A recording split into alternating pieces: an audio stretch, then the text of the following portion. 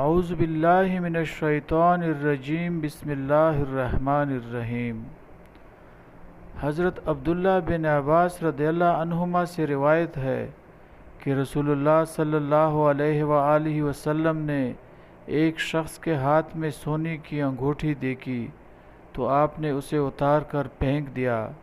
اور فرمایا، کتنی تعجب کی بات ہے کہ تم میں سے کوئی شخص آگ کے انگارے کو اپنے ہاتھ میں رکھنا چاہتا ہے، یعنی جو شخص اپنے ہاتھوں میں سونے کی کوئی چیز پہنے گا اس کا ہاتھ دوزخ میں چلا جائے گا۔ رسول اللہ صلی اللہ علیہ وآلہ وسلم کے تشریف لے جانے کے بعد اس شخص سے کہا گیا، اپنی انگوٹھی لے لو اور اس کو بیچ کر یا ہدیہ کر کے اس سے فائدہ اٹھا لو۔ اس نے جواب دیا، اللہ کی قسم نہیں، جس چیز کو رسول اللہ صلی اللہ علیہ وآلہ وسلم نے پھینک دیا ہو میں اس کو کبھی نہیں اٹھاؤں گا۔